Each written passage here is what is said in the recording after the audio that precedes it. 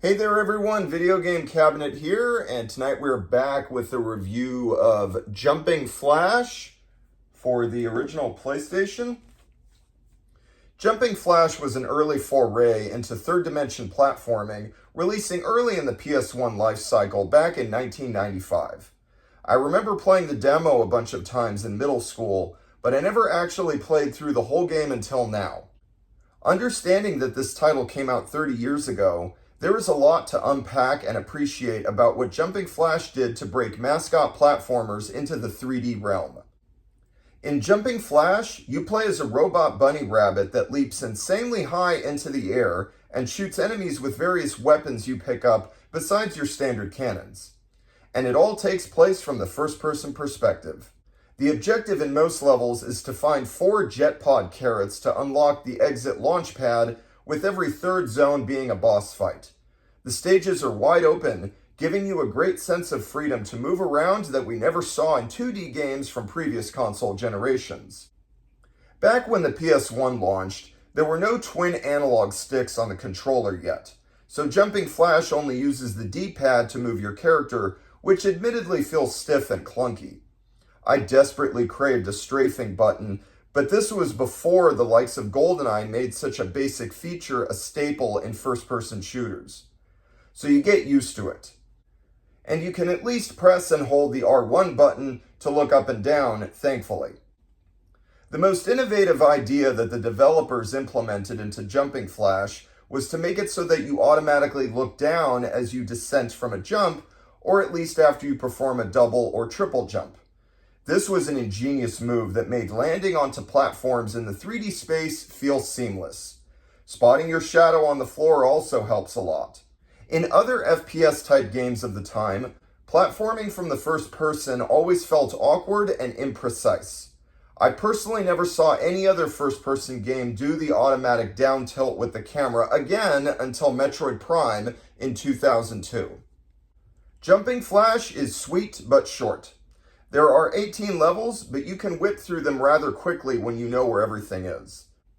You do have to complete the extra campaign where you run through all the same levels again in order to see the true end screen, though. At first, I thought this was a cheap way for the developers to extend the playtime, but they do mix things up by hiding the jet pod carrots in different spots and place you at different starting points of each stage. There is also a time attack mode that is fun to shave down your times and beat your own records. I really enjoyed finally playing through Jumping Flash after 30 years. I appreciate it as a pioneer in 3D gaming that still plays reasonably well today. It's not terribly challenging, but it's a well-polished package that Sony put a lot of effort behind to show off what their debut console was capable of. I rate Jumping Flash an 8 out of 10. And that's my review.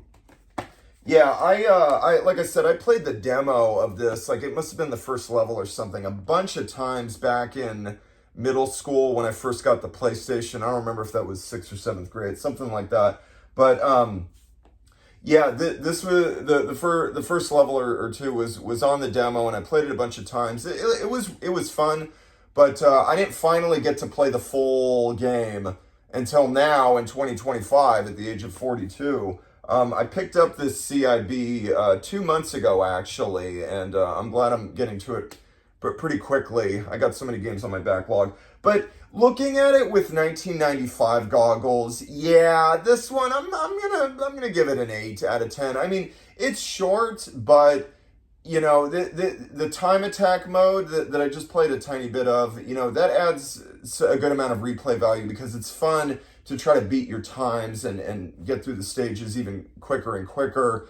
And then the extra campaign where they mix up the hiding spots of the carrots, the jet pod carrots all over, and place you at different points of each stage. I thought, you know, that was cool rather than like just making you repeat the whole thing exactly, but like with like a lower health meter, you know, and slightly more difficulty. I thought the way they mixed up the jet pod carrots was you know, cool enough to make me motivated to want to go through the whole thing again, to go through all the levels again in order to see the true end screen. So that was cool. But yeah, I think I read somewhere that there might even be like a third mode that you can unlock. But either way, like when I did the first campaign and then it said extra to do the next one, it ended with the end at the end of that. So that's the ending for me. I'm good on playing this game. When I beat the campaign the first time, it didn't give me a the end screen. So you got to go through it at least twice to get the end. But yeah, this one, I looking at it for its time, this is a very good game. You know, it is very dated. You know, like the graphics are pretty rough very rough by today's standards. But I can appreciate it for a lot of the things it did, and I can tell you the way it makes the camera tilt down as you descend from a jump. That is really good.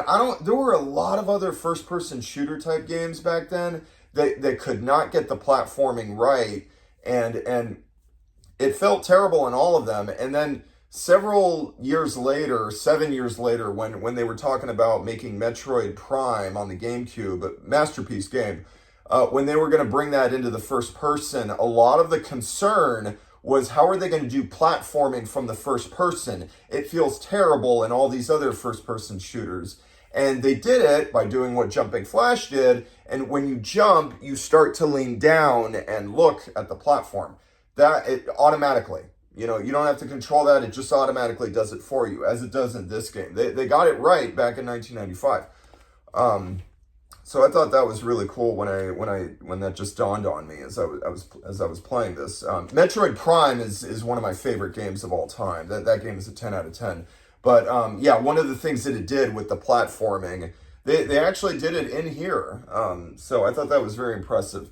But yeah, so anyway, those are my thoughts. I'm very happy to get this one off the backlog. Another one under the belt, another notch on the belt.